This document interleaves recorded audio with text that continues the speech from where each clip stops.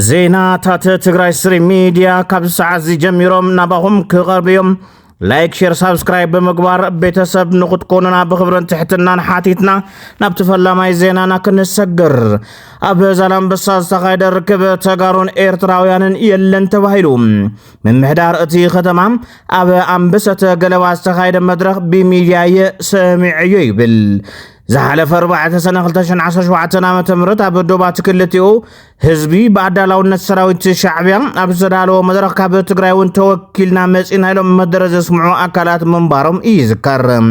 من كحتي محبراو ميديا دقفتي تسقم دوزغونو تغارون نتو مدرخ كدقفو يم وعيلم متغونقن أكالات من محدار زالان بسا أفلط أو كم زي بلوم يم ززاربوم زالان بسا بتحت سراويت الشعبية بمغانا من محدار تغتمات مزابيلوم أبو فاتن عاد دقراتني يزرلوم بزعبا كنتات كتما زالان بسات أميتو حرافي ساتتا اتختما أبزوها بو حسب بزعبا زي منم عينة أفلط أو كم زي بلو حبيروم ويزورو كيريا إبراهيم حبوحات ناتنا طرحيا إلهم أفري سموام حزد ما تسقراي نحنا طرحنا نمرحنا ولو يخفافلو والو كتبل نمرحنا حبوحات كسيسام حبوحات إنيا كليل نبات تفرس تبالا فرست تقرايم إنيا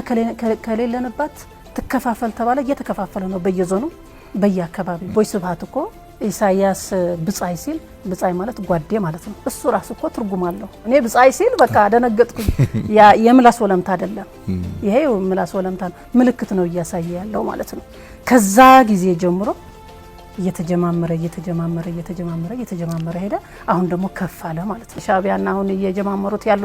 ነገር እሱን ከተቃወምክ አሁን ደግሞ ባንዳ ነው ጠቅላላ ህዝቡ ባንዳ በባንዳ ሆነ አሁን እየሄድበት ያለው የትግራይ ህዝብ የሚያጠፋ ነው የመንግስት ንብረት ጠቅላላ ወድሞ ወደ ኋላ 40 እና 50 አመት ህዝብህን እንዲመለስ አድርገ ደገና ተመለሰው ወደ ጦርነት ከጦርነት ምን ይገኛል ለሰላም ብዬ ነው የመጣሁት በቃ የትግራይ ህዝብ ይበቃዋል ስለዚህ በዛ በኩልም አለሁ የሚለው የለም ስለዚህ ፌደራል መንግስት አለሁልህ በለው ለትግራይ ህዝብ ለማለት ነው ወይዘሮ ኪሪያ ኢብራሂም ንባዕላ ካብቶ ቃስነት እተምልጥ አይኮነትን ዝበሉ ገለ ወሃብ ትርኢቶ ድማ ካብዲስ አበባ ካብ ስርዓት ብልጽግና ምሊጥ አመጽያ ኣብ ከተማ መቀለ ኮይና ንፌደራል መንግስት ዘይኮነስ ንህዝብ ትግራይ ኣለኹልካያ ኢላቶ ነራ ኢሎም በመዝኽኻር ድሕሪ ድማ ኩሉ ንበረኻ ከወጽእ ከሎ ንሳ ምእመኒ ብዘይኮነ ብናይ ባዕላ ምኽንያት ከይወጸት ተሪፋ ንነዊሕ ግዜ ኣብ ትሕቲ ስርዓት ብልጽግና ጸኒሓ ብምባል ነቲ ኣብ እስር ቤት ነራቶ ዝተባሃለ ግዘውን ኣብ ሕቶ ንምእታው ይፍትኑ ካሊ ጸሓፍ ድማ እተን ትማሊ ካብ አዲስ አበባ መጽን ንህዝብ ትግራይ ኣለኹልካ ዝበሎ ወይዘሮ ኪሪያ ኢብራሂም ካብቲ ዝደልዮ ውድብን ስልጣንን ምስተአልያ ሕዚ ንስርዓት ብልጽግና ኣለኹልካ ይብሉ ኣለዋ حلوف حليفون فيدرال منغسي نهزب تግራይ ኣለኹልካ ክብሎ ኣለዎ ብምባል ንፌደራል መንግስቲ ብግልጽ ዓዲ መን ኣለዋ ብምባል ይወቅሱም ويوزوزو نجار يلن بر ويزور كيريا إبراهيم ناي سراويت تግራይ አዛዚን ተዝኾና ንስርዓት ብልጽግና ግልጽ ጻውዒት ምገበራ ነረን ማለት እዩ ወይዘሮ ኪሪያ ኢብራሂም እቲ ትማል ጨፍጨፈና ስርዓት ንህዝብ ትግራይ ከድሕኖ ይጽዋዕ ኣለዋ ብምባል ነቲ ኣለኹልካ ይበሎ ዝበል መልእኽተን ድማ አሉታዊ ጻውዒት ክብሉ ከሲሰምወን አዶ ክልተ ሰዋት ወይዘሮ ምናልባት ይባሃላም አበንደርታ ካብ ደርጋ አጀን ዝተወከላ አባል ቤት ምኽሪን ድሕር ምምላስ ሓጋው መራርሓ ዝገጠመን ፈተና ብግልጽ ኣብቲ ቤት ምኽሪ ኣቕሪቦንኦም ወይዘሮ ምናልባት ኣበይ ትፈልጡን የለዮም ሸቂለ ከርተት ለዘምሃርኩም ጽምድ ደቀይ ጠፊኦምኒ ዘይሓበርኩምንስ ከዚ ለወንበረይ ምስኮነት ሓቢርኩምኒ ከዚ ለወንበርኩም ምስኮነት ሓቢርኩምኒ ኢለዮም ይብላም ኣትፈልጥኒ ይገሉ ለዓይሰው ትፈልጥኒ أناسي صمد دقي لأخاتهم كدحنو طفيومني أمهيرة زخل شك إلى أمهيرة خارتتيلة دقي طفيومني حبيرهم نلو يتفتسي لمن تاي غاز حبيرهم نيلو عايز حق أخن مو خزيس قول عدي سابا قول عفار قاليوم دم إخم ديخنو مدسي لكن إلن واي هم تقاليوهم لملتهم بوكم لتو هم تاقليوهم أمليتخو خازت تداوغنا لهم خال عين الدقيق قدم دق قدم مال عين مقاورخم ننيرخم أفزي أزو كل حزب درق عجن أو كارتون طويقو فوتهم هاي لا ويلا بليلان قرقري هم خوين خالهم قولوا يتفوتسي خاز الحالة فنتهم كيتم تقلدهم مسيخم ننيرخم إلغا ኣብቲ ቤት ምኽሪ ኣብ ወረዳ እንደርታን ካብ ፈለገ ሰላም ተወከላ ኣባል ቤት ምኽሪ ኣዶ ስዎ ዝኾና ኣዶ ወይዘሮ ሃሪፈ ዝተባሃለ ኣዶ ድማ በተመሳሳሊ ድሕሪ መምላስ ሕጋዊ ኣመራርሓ ዝገጠመን ፈተና ብግልፂ ኣብቲ ቤት ምኽሪ ዘቐረባ ኮይነን ገና በለኻዶ ትጋገ ኢለን ኣለዋ ቤት ወልኻዶ ትጋገ ኢኻ ኢለ እየ ቅድሚ ዚላን ጫጫዕና ግብሪ ጨላልና ውንና ላ ጸለመ ደቅና ጽሊብና ይጽለሙ ሽግር የውሊ ደሓርኸ ሰነ ዚ ኣውቶማጉይተ ዋረዳ ኮይነ ልብል ሰብ ይውዚ ስልኪ ዋረዳ እየይሉ ልገውዚ ዋረዳ ዚ እዩ ፈለገ ሰላም ኣዊኹም አንሕና ኢና ኣበይ لا سرعة للو لا حق للو إنام بأين أبي إلا لا سولوس تدقيمة سنة عزيز يوم تهيله صرنا في تيخون خوي هاي لسلا صدر ما يوم صرنا في إلا يق عشان صفا من دخون معنا من دخون يلون قصيرهم لي أي إززي لا علي لي مسي أي إززي لا لفظنا نودو ردنعي يتهيله عزيز يوم لا سولوس دقيمة تدويله سولوس حموش تشعب دويله حموش تشعب دويله قد أبكر إنها لا تايتن حواتي صوب صفاري حيو خلسي أنحنا سي هامزي لا تصرفنا إلا تحتنا النوع سي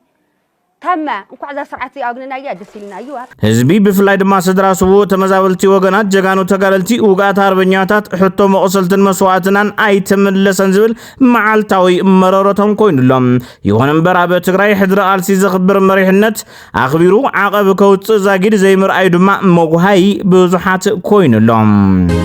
አባላት ቤት ምኽሪ ከተማ ሽረ እንዳስላሴ ሳልሳይ ዘመን መበል ሻምናይ ህጾጽ ጉባኤ ሳሊጡም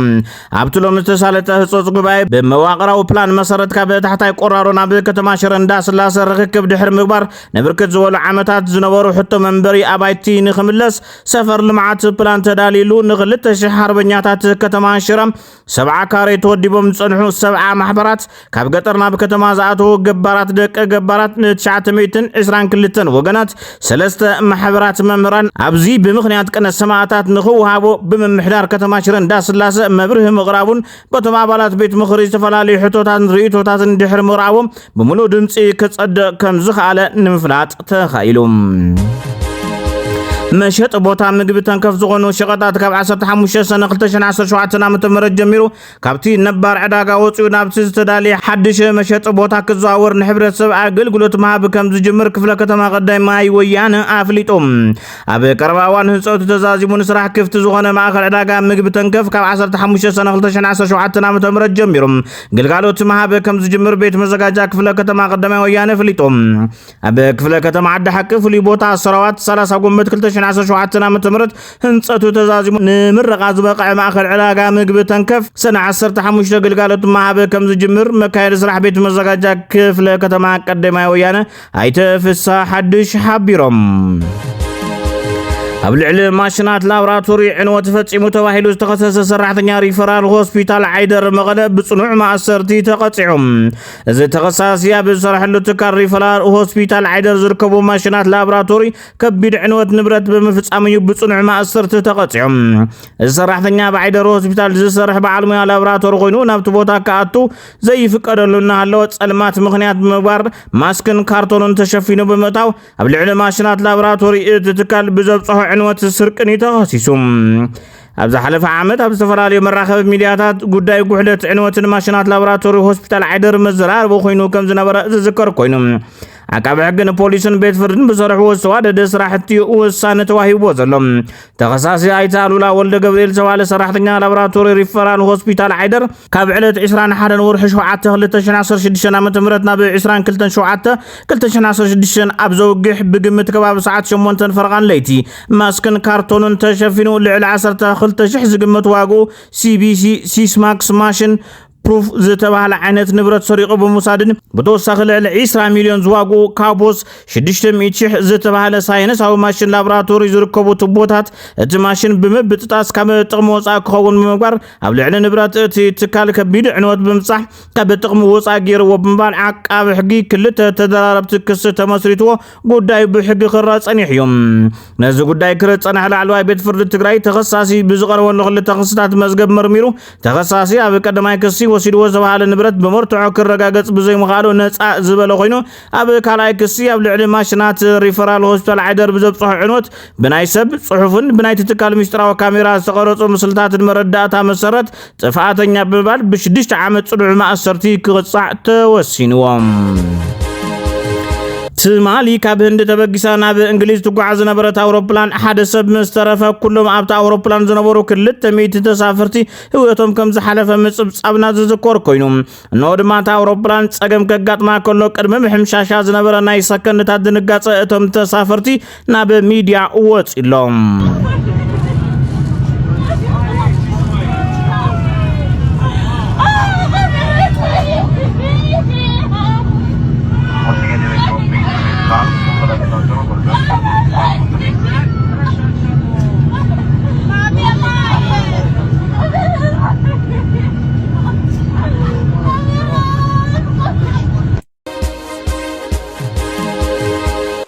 ናብቲ ትኹረት ዓለም ስሒቡ ዘሎ ብትንታነ ዝሓዝናዮ ዜና ክንሰግር ጉዳይ እስራኤልን ኢራንን ተጠናኺሩ ይቕጽል ኣሎ። ደብዳብ እስራኤል ተበራቲዑሎም ሃገራት ዓለም ናብ ማእኸላይ ምብራቕ ዝገብሮ በረራ ተቋሪጹሎም ኣብ ኢራን ናይ ነዳድ ዋጋ ብ10 ሚእታዊ ወሲኹሎም። እዚ ከምዚ እናሃለወ መንግስታዊ ማዕኸናት ዜና ኢራን ሓላፊ ሓልዋ ሰውራ ኢራን ከም ዝቐተለ በመጥቃዕቲ እስራኤል ከም ዝሞተን ኣረጋጊጸን ኣለዋ። ናብ ሎሚ ለይቲ ዘጽብሕ መብርህ ዝሃበ ጠቅላይ ሚኒስትር እስራኤል ቤንያሚን ነታንያሁ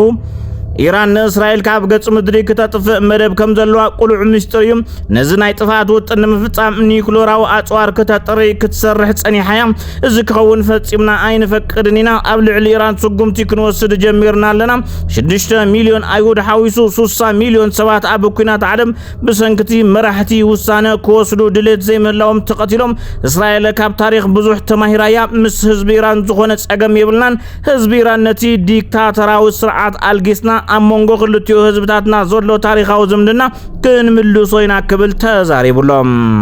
Moments ago, Israel launched Operation Rising Lion, a targeted military operation to roll አሜሪካ ኢዳ ከም ዘለዋ ጸብጸባትን ተመላኽቱን ፕሬዝዳንት አሜሪካ ዶናልድ ትራምፕ በወታደራዊ ምዳይ አሜሪካ ከም ዘይተሳተፈት ይገልጽሞ አከታታሉ ድማ ኢራን እስራኤል ኢላማን ተገራ አሜሪካ ምላሽ ክትህብ ያ በመባል ኢራን ከጠንቀቃ ይስማ እንደሆነ አሜሪካ ኩሉ ይካላ ስለዝሆነ ነበር እስራኤል ካብ ናይ አሜሪካ ድሌትና ፍልጦን ወጻይ ነዚ ተአምራው ጥቃት ክትፍጽም ያልካ አይግመትን አነ ኣብዚ የለሁሉን አይተሳተፍኩልን መባላ ኣብ ፀሐይ ቀጥሪ ምሽምጣጥ ኢሎም ይገልጽዎም አሜሪካ ድማ አጽፋው ግብረ መልሲ ኢራን ከይትገብርያ ተጠንቀቅ ዘላ ተወቂኻስ አይትብከ ከማለት ኢሎም ንብድዕ አሜሪካ ዝገለጹ አካላት አሜሪካ ኣብ ትፎትዮ ኩሉ ከም ዝካላ ናይ ዘረጋገጸትሉ አጋጣምታት መቀጸልታ ገይሮም ይወስድዎም ሕዝቡን እስራኤል ኣብ ልዕሊ ኢራን ተፈጽሞ መጥቃዕቲ ብ200 ነፈር ተወግእ አጠናኺራ ትቀጽለላ استفلاليا معنا زينا كم زصبصبو اسرائيل شادشاي ورار متقعتي كم زجمرت حبيرن كم قبر مرسد ما ايران ميتي سبع البو نفرتي كم زلاختن كابزو وصاي كساب حزب ايران سفنو كالي متقعت كم زيلنيوم اتن ميتي العليون زغنا درونات ايران ون اب السماي مخيخن اللواء بقبر ملسي اسرائيل ايران العلي ميتي زغنا عرسن زطفا درونات او العلي اسرائيل نمتقع زفنوتن كل السماي عراق ان جوردان تحيسن قرانا باسرائيل كيبصحم ام منقد كلوا بحيل مكلخال اسرائيل عب السماي امكنا ارغيفاتنلا አብዮታው ዘብዕ ኢራን ድማ እስራኤል አዝዩ ከቢድ ሕነ ይጽበያ ክብል ተሃኒሎም ኢራን ንዝበጽሐ መጥቃዕት ሲቡ መራሕታ ሃገር አያቶላህ ሰይድ አሊ ካሙኒ ኣብዞም መሐላለፎ መልእኽቲ እቲ ዝፍዳይ ሕነ ከቢድን እስራኤል ትጽጸተሉን ከም ዝኸውን ተዛሪቦም ንሲቡ አብዮታው ዘብዕ ኢራን መጠንቀቕቱ ውጽሎም ወአብጋል አብዮታው ዘብዕ ኢራን ብርጋዴር ጀነራል አቦልፋዝል ሻካርቺ ሃገሩ ኢራን ከቢድ ናይ ሕነ ስጉምቲ ከም ተወሰደ ተዛሪቦም